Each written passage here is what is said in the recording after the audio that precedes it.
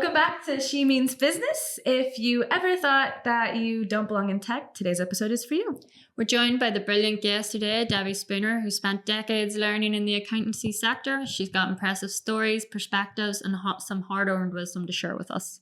In this episode of Balancing Tech and Life, we're diving into the juggling act that so many of us are trying to master, staying on top of a fast-paced career in tech while also carving out time for, well, life.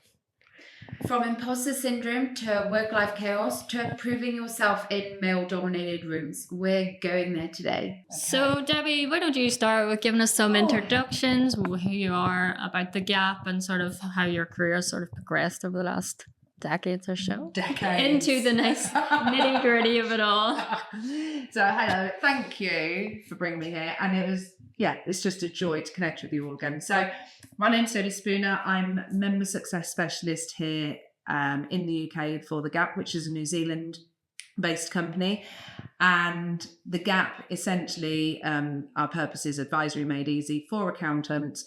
We're here to bridge the gap between compliance and advisory, which is why connecting with you guys is such a lovely and easy in. It just is, isn't it?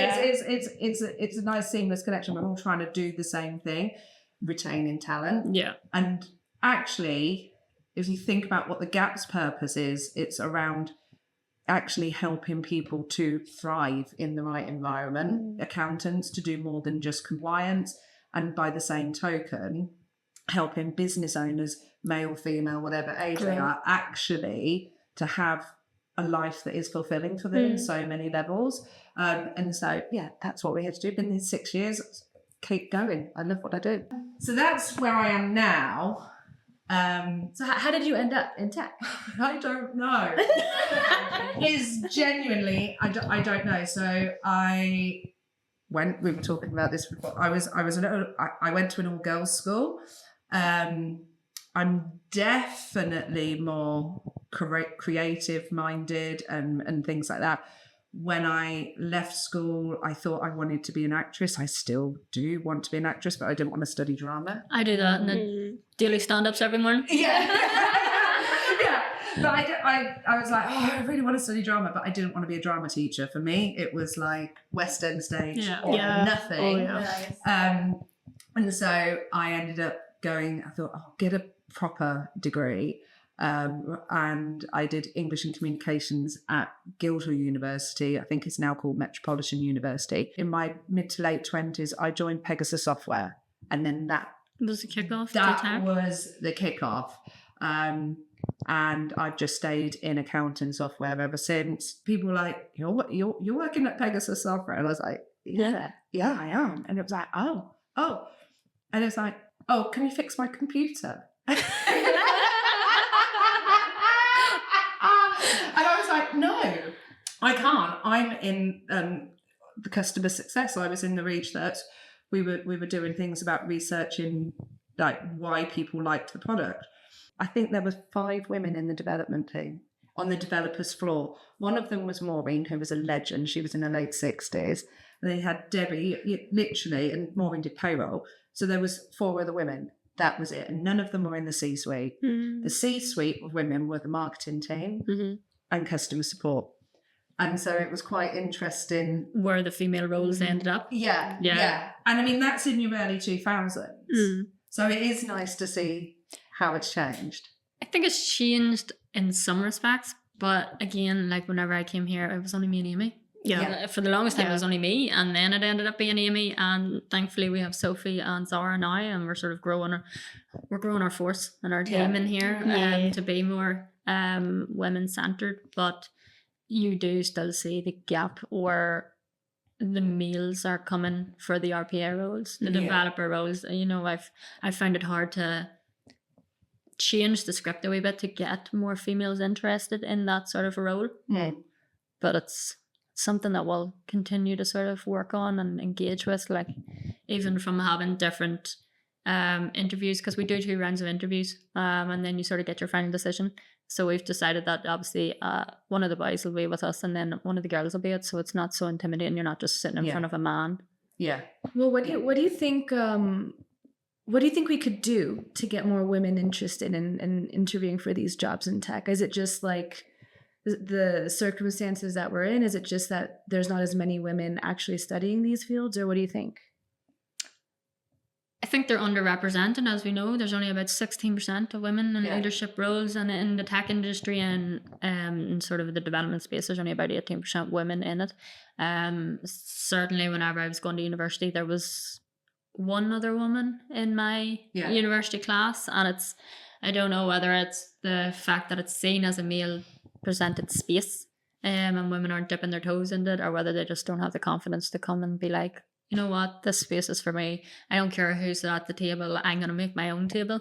Yeah, I was actually thinking that line this morning. It's like, if you're not invited at the table, just go and make your own. When I was at school, yes, in an all-female environment, we were encouraged to push on and strive and forge a way for ourselves.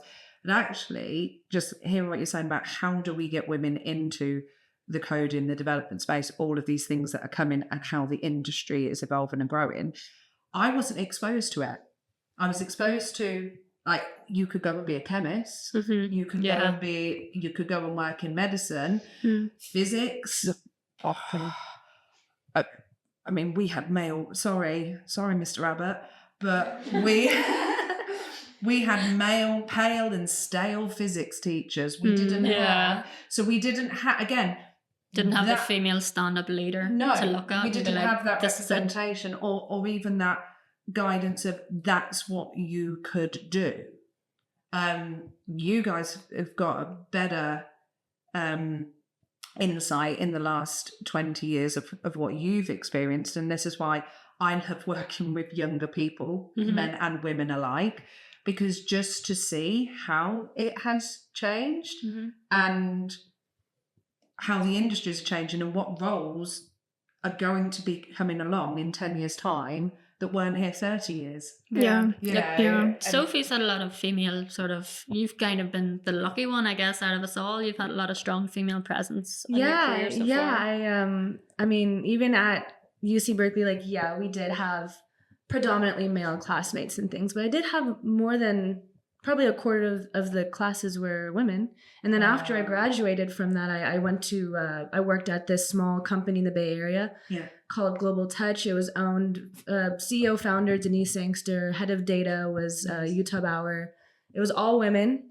There was 5 of us, and my twin sister and I worked there, so we made up half the company basically at the time. But it was, Denise is a very strong woman. She's going to be a guest at some point on the podcast, but her stories are crazy about the circumstances that she was brought up in business and how she had to really be in a man's world, you know. But for me, just having a role model like that to look up to watch her deal with her male clients or her male, you know, the people that she worked with previously, it was inspiring, and it did kind of teach me how to be stronger in that aspect. But you know, Debbie, we were talking about earlier how maybe it would be good and nowadays to like maybe lead from a place of softness rather than hardness in the past. So let's talk about the messages we grew up with. You know, what were we taught about what it meant to work, especially to work as a woman? So like from that, you know, what were the expectations in your house, your community growing up about women and work? So my mum has always been sort of a stay-at-home mum. Like, it's the very traditional, the dad goes out to work, the mum stays at home to look after the kids. And I think it's changing now. You definitely see like more men with their kids, like in Sainsbury's or something, doing the shopping, and I think that's really nice to see. But there's still something just missing there in my eyes, because one thing I feel my mum has struggled with is sort of losing herself a bit as she's brought me and my brother up. And now, you know, we're grown up, we're adults, we can look after ourselves, and she just doesn't have any, she feels a bit lost, like she doesn't know where to go. Like, she would love to have a job, but now because of the way everything has progressed so quickly, she doesn't feel confident enough to actually now go out and get a job. And it does suck. And I think that's something that we need to change. Like, it shouldn't be down to the woman. Which, as I said, it is changing, but there is still very much a heavy bias towards like, yeah, women can stay home, look after the kids, all that jazz. Yeah, exactly. Like, it's a bit funny like that because my sister, she has 3 children, and if we want to go away or something, and I'm like, right, their dad's minding them, and he's like, oh, I'm babysitting the children. Oh, and yeah. and I'm like, sorry, you're babysitting them, they're your children too. Like, off you go and mind them. My sister's coming with me. yeah, absolutely. That does grind my gears. So no, do you guys want to chime in? Because I'm gonna go. Okay, so what do I go? I think it's like really interesting that you brought up that, because I've not grown up with, you know, parents having corporate jobs or wanting to work in really big companies. They've very much been entrepreneurial minded and started their own. And that goes for both my mum and my dad. But I think one thing I noticed, like I have 5 siblings, okay, so at least I could venture elsewhere to start building things for myself and independently as such. But with my mum, taking on so many roles within, you know, starting a business and also being that parent that does everything. It was like, holy shit. Sorry. It was like, I think I grew up with that sort of conditioning in a way, and I've had to like decode that from, you know, from my ways. Yeah. What about you, Sophie? I was very fortunate growing up. Like, my dad is a tech man. He's a cybersecurity architect at Intuit.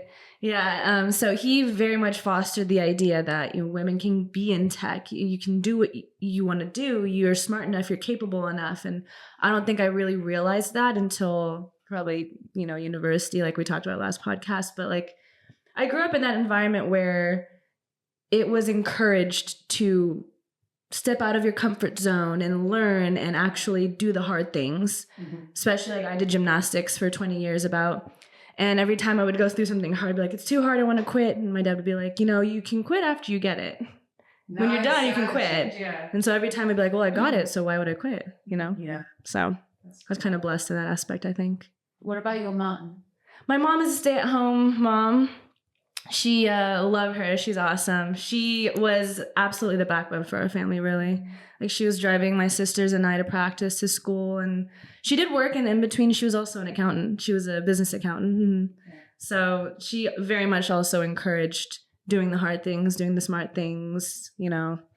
It was nice. Yeah. Nice. I was blessed.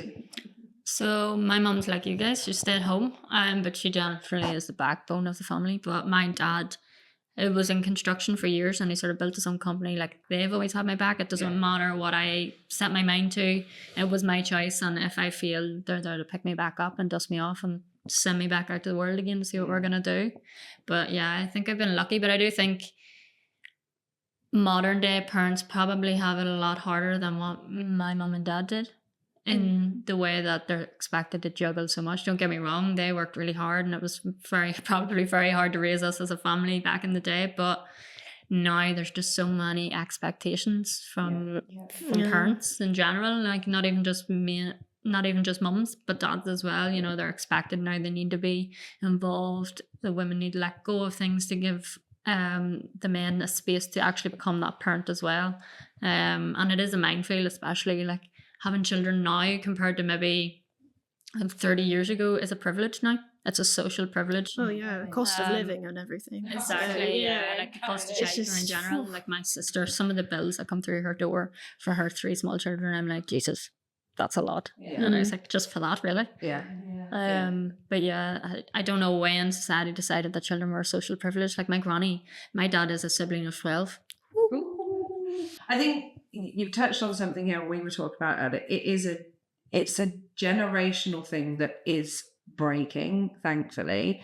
And like my family upbringing, my dad, he's just turned 86, little legend that he is.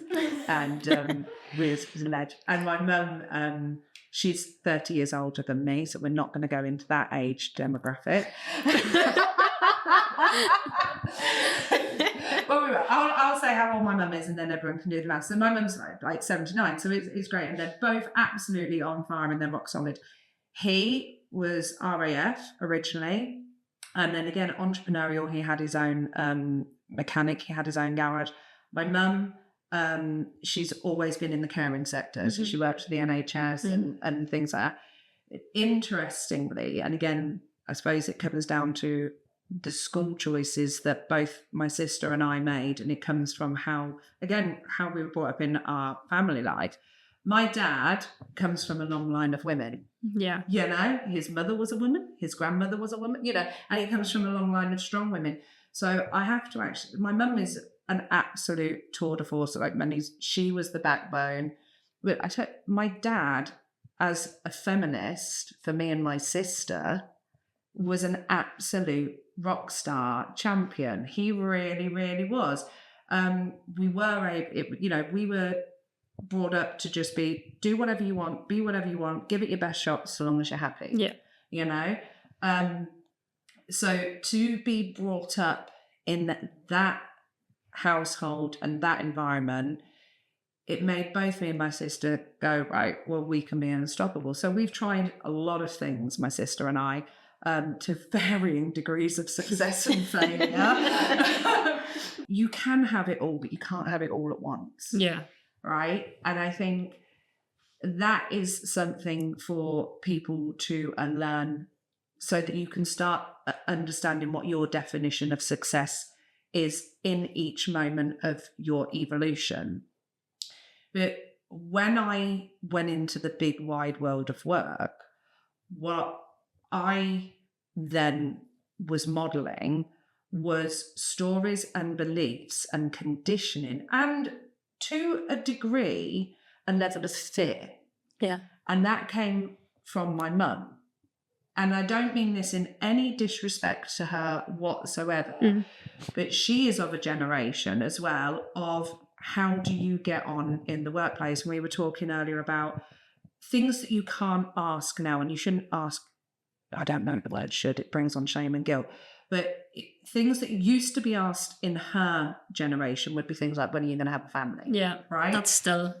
When I was going, they didn't ask it, but there was a subtext. Yeah. Yeah. Right? So it was always just like the conditioning would be, oh, well, if they ask you to do this, carry on.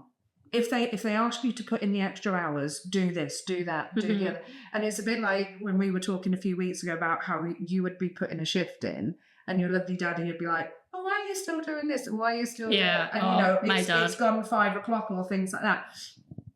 And like my dad would come out with things. I think it's because he was his own boss and sort of thing, and he was taking it was his schedule basically. You know, obviously he had people to answer to as well, but you know, he clocked up. Boys were clocking off at 5. Yeah. Boys, it's finishing at 6. We're gonna have an early lunch. Yeah. And then he looks at me, and I'm sitting on the computer typing away, or in a meeting at like 12:30, which in his brain is like, that's lunchtime. Yeah. And he's like, Christina, what are you doing? And I'm like, Daddy, my day doesn't just stop because you've decided it's lunchtime. Yeah. Okay. I have to work through lunch.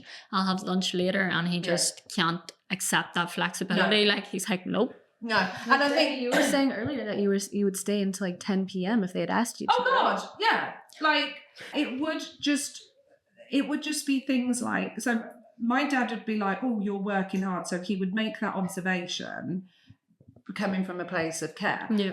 But then there would be this other thing, and sometimes it'd be my mum's voice in my head, or it'd be like, oh, but you know, you've got to do it. You know, do what you've got to. And I've used the phrase before about running with the foxes, but hunting with the hounds. Right. You've got to understand when it's a skill that is helping you versus when it's now kicking into survival mode, and when it's actually becoming your kryptonite, and you've got to catch it. I mean, that's one of my learnings. Do we think, I guess, that there's still, even back then, still pressure to have it all and to be it all?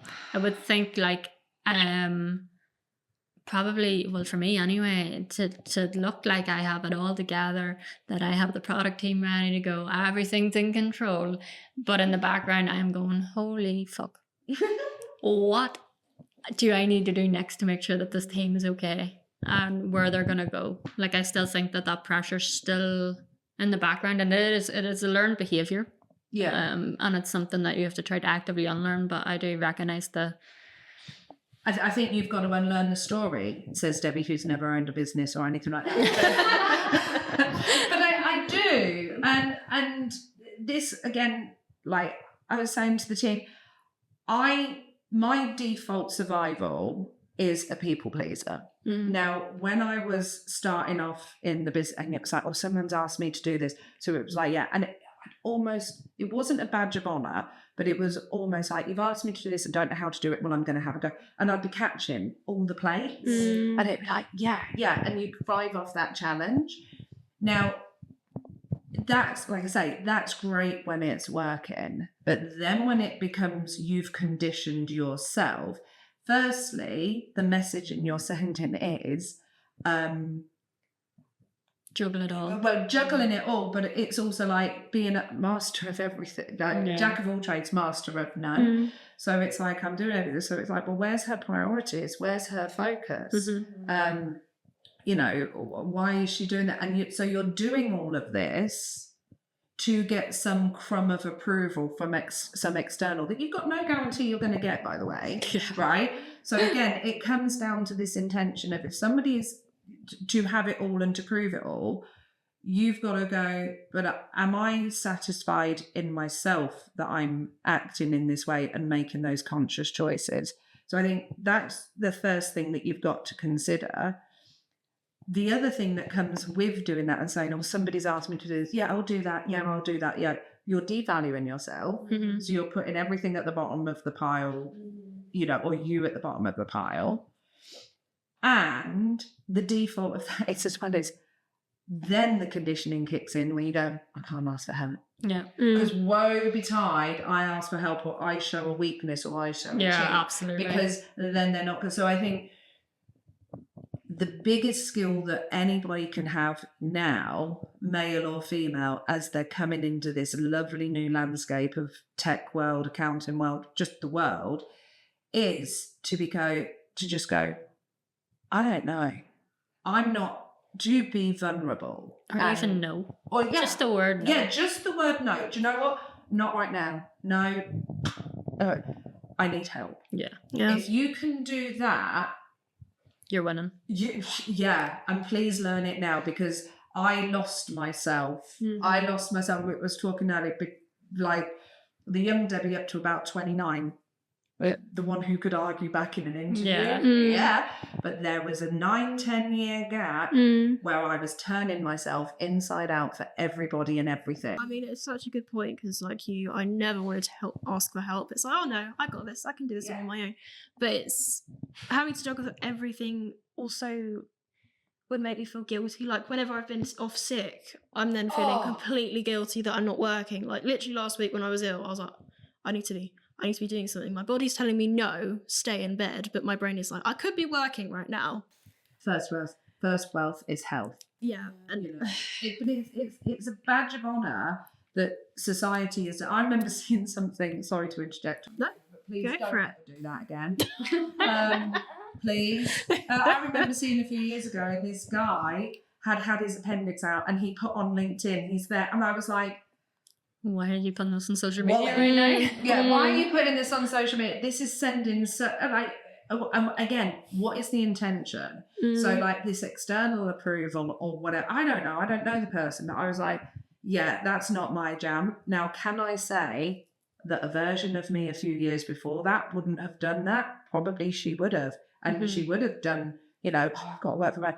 And again, I can remember, like my mum, God love her, good old Rosie. Generally, my parents are called Rosie and Jim. Oh, that's amazing. Generally, it's just like legendary. So it's like, but she will say things to, like, Dad will go, are you all right? How's work? And I'll go, it's fine. And he's like, all right, thanks. Now he knows, because he's so grounded, he knows if something's not right, I'll tell him. But it's like, it's all right. Whereas my mum will sort of go, are you busy? Are you busy? Are you busy? Oh, good, you're busy. You're busy. And that lot. And then if I say, oh, I'm not really doing much today, even on a Sunday, like traditional day of rest, she's like, are you being lazy? I'm like, what? Yeah. But again, it's her conditioning. And it's that thing that you've just said of like, I cannot stop.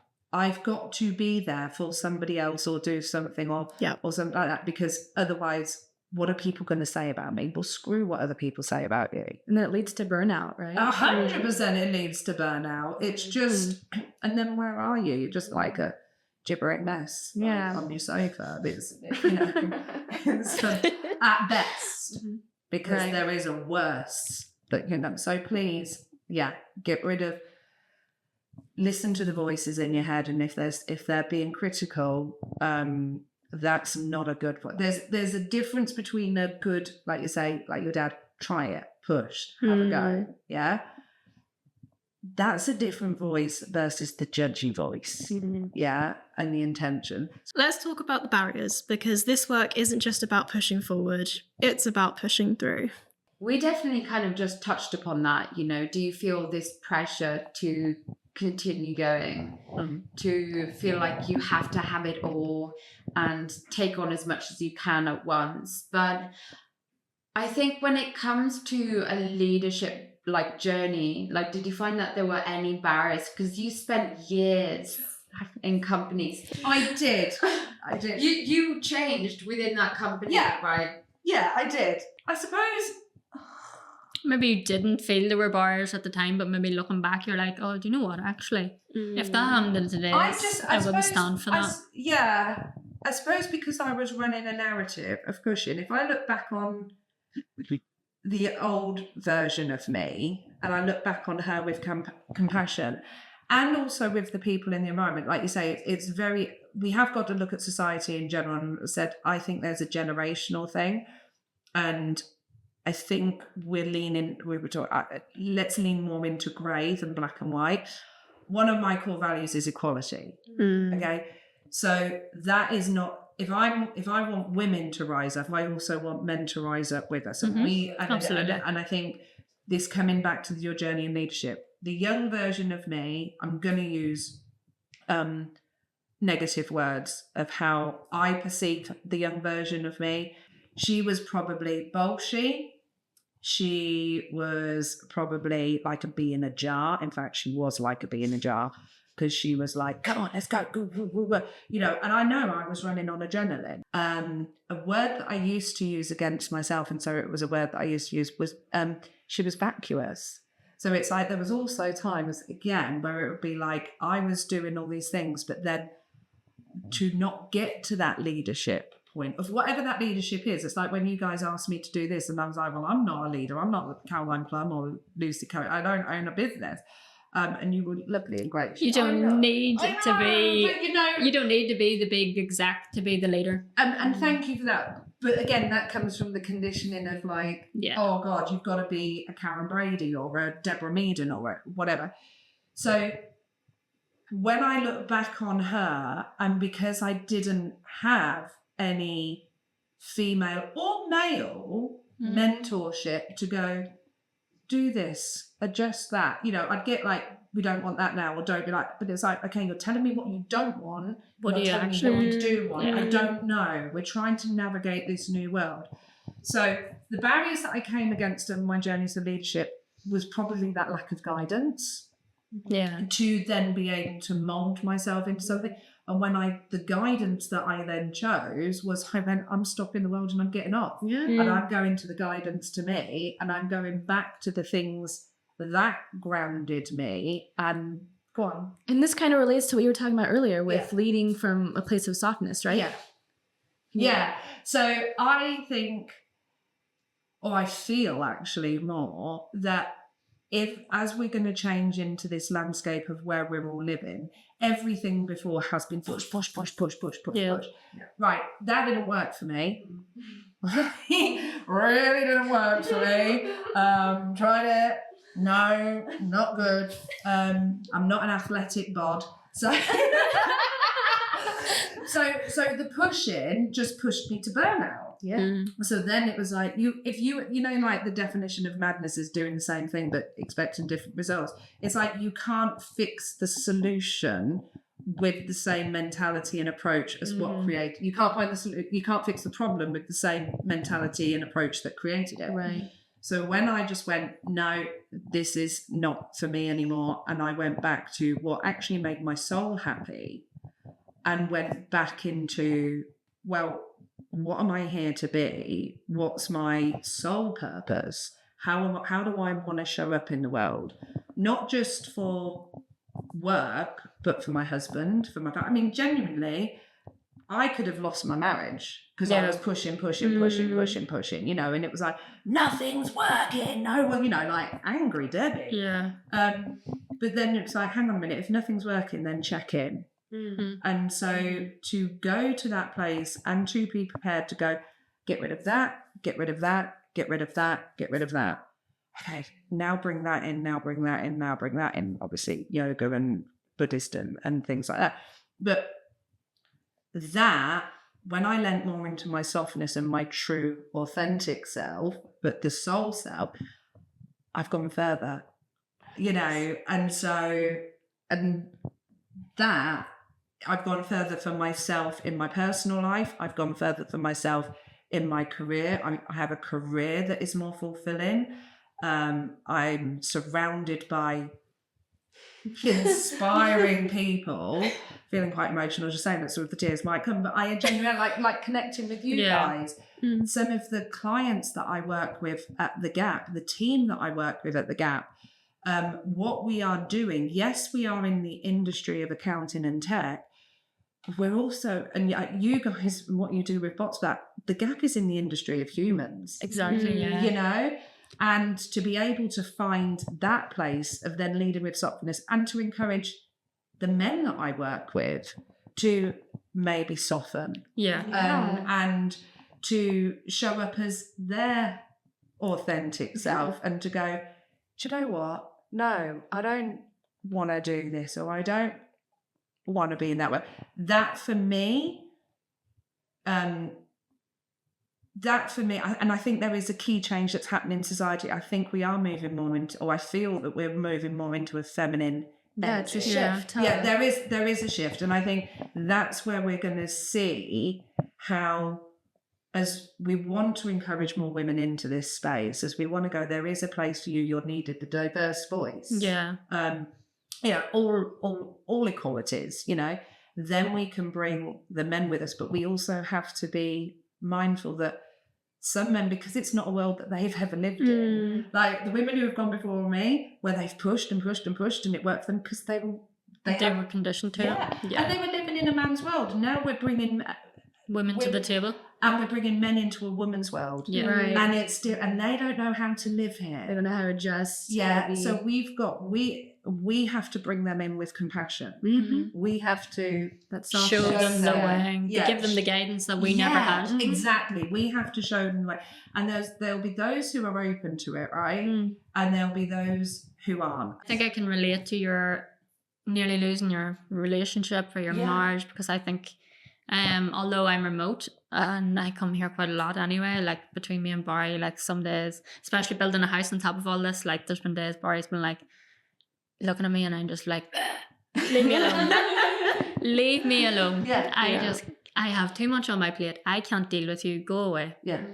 And it's not fair to him, because obviously he's just trying to be the caring partner and I just don't have the capacity to even deal with that. And I think I do pretty good at hiding it behind the mask whenever I pop up onto work. But like there's days that maybe something went wrong with the house and I'm sitting in the room in tears going, why won't this house work? Why can't this product just go the way I need it to be? And it's about allowing yourself to feel those feelings too, like, and maybe showing the product team that I don't have it together 100% of the time, and that there are cracks like there is in everybody. I think, like, obviously we were all talking about burnout, and or maybe feeling like you're not worth where you are right now, or you don't see any longevity in it. And I mean, I've definitely had my fair share of moments in different companies, and even at Bots for that, where I'm like, oh, okay, like it's a fast-paced environment, it's a startup, it's like trying to figure out where you belong, not if you belong, and creating that for yourself. According to a KNPG study, there are 75% of women executives that experience imposter syndrome. And the study by tech returners show that nearly 100% of 250 women, only 250 women said that a major barrier for entering the tech industry was because of imposter syndrome. Wow. Yeah. So it's like, has anyone else ever like experienced that? Absolutely. I think it's when you come into a new job, and like whenever I came to Botsford, I was the business analyst. Like I didn't just walk into the product manager job. And whenever I looked at Phil and I looked at Aaron and I looked at Lawrence, and they had it so together, they were like on it all the time, and the ideas were out, and I was sitting there going, And they were there from the get-go, right? Exactly, yeah. Like Phil and Lawrence and Aaron have all been here around 3 years. So whenever you walk into that, I was like, oh my God, the boys have it so together and I am a hot mess. Like, I actually don't know if this is right for me. I don't know that. And even now, over the years, like, it's been fine. But I think when I came into the product, the Beanieverse manager job, that I was kind of like, I guess that self-doubt came back, and I'm like, Daniel's asked me to do this. I was like, if I fuck this up, this is going to be the day he tells me that I am not good enough for my job. and that is never going to be the case, because Daniel would not say that to me. And B, I am supposed to be in this job and this is where I need to be right now. But it's just that little voice in the back of your head when you're doing that task to go, shit, am I right for this? Yeah. I definitely have imposter syndrome, and I think it kind of goes back to just not having a lot of confidence in my intelligence. I remember my first boyfriend that I ever had. We were at university together, and I went to university. Like I did my bachelor's in astrophysics at UC Berkeley, but I was also on the NCAA gymnastics team, right? And my boyfriend at the time was like, you're not going to UC Berkeley, you're going to Cal. You're going for athletics. You're not smart enough to do astrophysics. I hope you don't. Yeah. So and it started from there, because I was very impressionable back then. I was like, oh, maybe I'm not. And then kind of like going through and not having the resources to do upper division physics classes while I'm doing 20 hours a week of gymnastics plus, So coming out of that, and then not really having this belief in myself does, like you said, right? It's your conditioning, voice, right? Yeah. You're going back to that where you grew up, how you feel the comfort of like, oh, maybe I'm not smart enough to do this. Maybe I can't do it, right? That's why I deferred for 3 years. I deferred 3 years to go to uni, because I was like, maybe I won't make it. Maybe it'll be too hard. And then I ran out of excuses, and I finally went, and I was like, oh God, I actually can do this, and I know what I'm doing. And if I don't know what I'm doing, I can learn it. And you're shockingly smart. That's the point. Oh, yeah. Go on, Amy. Go on. Oh, okay. You've got your mic, so I was like, I'm going to kick I'm here, I'm ready. Because I'm ready on this. Wow. Oh, wow. We've got a little cross leg and everything. Yeah. Like fingers stretching. Yeah. Okay. First of all, you are incredibly smart. So your ex deserves a massive slap in the face. And if you're listening to this right now, we know who you are. We are coming to get you. You had a lucky scale. Well, just to refer back to when Sophie, Christina, Debbie and I, we were at DAS, and there was the women's tech talk thingamajig. I've forgotten the name and I'm really sorry. But Women in Tech Breakfast. Thank you. Thank you. When they asked the question of who here had imposter syndrome, and the fact that every single woman's hand went up, it was not that surprising to me, because I thought, it's just something that you almost don't notice because you think it's such a normal feeling to feel that way. I especially struggled when I was actually trying to find my first job, because I graduated from uni and I was pretty happy with what I did. And I was like, yeah, okay, I think I'm ready to work now, ready to get in the working world. The amount of rejection I had and no response, like, you spend ages doing these applications, writing these cover letters, all to hear absolutely nothing back. And it was okay after the first few times, but I probably applied to maybe 200 plus jobs in the end, and it took me a year to get this job. And it was just so demoralizing, and I just wanted to give up. I was like, really, I've worked so hard through school to try and get where I want to be, and no one's giving me a chance. Maybe I'm just not worthy of, being able to get where I want to be. And and it was just, the feelings were just awful. I had to have big breaks from job searching because it would just really affect my mental health. And so obviously when I first got this job, for ages, I was like, I'm going to get kicked out soon. I was like, I can feel it. I know, and she was the like, boss. I can feel it coming because I just didn't believe I should be there. But I'm doing a bit better now because obviously I have such an amazing team around me. Everyone is so supportive here, and shout out to Aaron, who's an amazing manager. And has made me feel a lot more confident in what I do. But I still get moments now where I'm like, yeah, today is my day. I'm going to be discovered, and just... Absolutely not. I think we really love having you here, Amy. Thank you. I think it's really brave for you to actually be so open and talk about that, because I can sit here and say, yeah, I felt it maybe in these instances, but maybe I won't go as deep, or exactly when I felt it, maybe I could do it. But what about yourself, Debbie? First, I genuinely want to cry for you. God. It's a heavy load to carry. It is a heavy load to carry, and it sucks balls. It's just like, right, please don't ever feel like that. I can't tell you to never feel like that. You're going to feel feelings, right? So feel like that. Right, when I have imposter syndrome is when I'm talking bullshit about stuff that I don't know about. That is it. So if you listen to it, so firstly as well, your ex-boyfriend, thank God he's an ex, and look at how much he was projecting his own sense of inadequacy onto you. So let's look at that first off. Yeah. It's like, so thank God you chose not to believe him. I think so that but that's the first thing to recognize. Have I had moments of crippling self-doubt and not enoughness? Yes. Absolutely. Feeling not good enough, feeling not accepted, and those sort of moments, I have had those. So whether I would equate them to imposter syndrome, I don't know, because when we said it's the thing that I suppose I've used the word imposter syndrome, but then when I found out when imposter syndrome was created in the 1970s, and it was for women who were going into the boardrooms, and then they were going to their therapist and they were saying, I feel less than, I feel that I'm going to be caught out, I'm going to feel this and that and the other. So imposter syndrome was created nearly 50 years ago, and it's just carried on. And actually, it's spread like wildfire, and it's spread through generations, and it's spread through, heavily through women, but it is also spreading through men now. So I think the thing with imposter syndrome is I probably have felt it, but I won't use it as a blocker.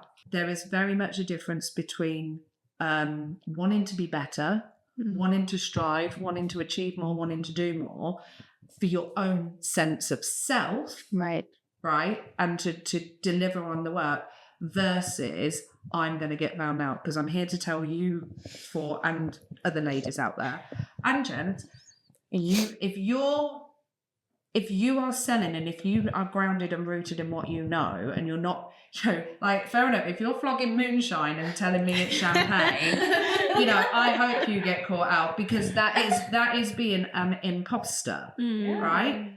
That is it. So let's break it down. An imposter is somebody who's saying they can do something when they can't. That's like me saying I can do gymnastics. Not a chance. Right?